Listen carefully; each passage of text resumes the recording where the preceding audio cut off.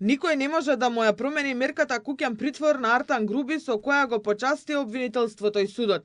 Единствен начин тој да се врати во шутка е ако самиот не ја испочитува мерката, односно да го напушти домот, да врши притисок врз сведоци или едноставно повторно да избега. Дури тогаш виш јавен обвинител може да се жали до апелација за да му се врати ефективниот притвор. Другата можност која постои е одбраната да бара од апелацијските суди да му се укине и куќниот, па да биде само под мерки на предпазливост. Советот на јавните обвинители се иззема од тоа дека тие може да влијаат врз одлуката за куќниот притвор на Груби.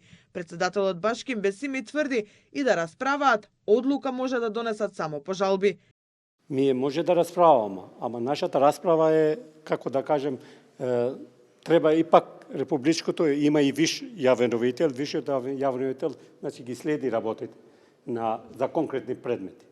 Ние работиме само по жалби. Бесими не сакаше да ги коментира прозивките од министерот за правда Игор Филков, велејќи дека тоа е негов личен став, но не било во ред да се прозива со име и презиме обвинителот и судијата кои одлучија за куќниот притвор на Груби. И Анастасовска Јошевска од судскиот совет му врати на Филков дека судијата не може да донесе построга мерка од таа што ја бара обвинителот. Судија не смее да изрече мерка притвор ако има предлог од обвинител за куќен притвор. Нема потреба од итна седница на судски совет за да се расправа основно правило во кривична постапка. Професорот Јовеќе Кеновски не се согласува дека судијата немал друга опција освен да го прифати барањето.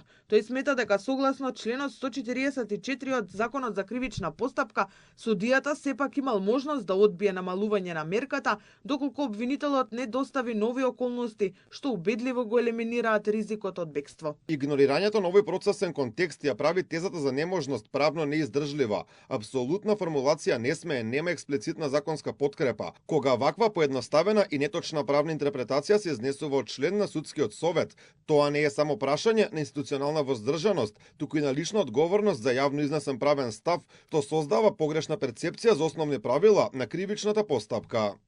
Сдруженијето на јавните обвинители пак апелира до политичките партии и функционери да го почитуваат начелото на поделба на власта и да се воздржат од реториката што ја нарушува самостојноста на обвинителите, особено по коментарите за мерката куќен притвор по предметот државна лотарија. Од Сдруженијето порачуваат дека немаат овластување да ги коментираат конкретните одлуки, но имаат право и обврска да ја штитат независноста и професионалниот интегритет на јавните обвинители.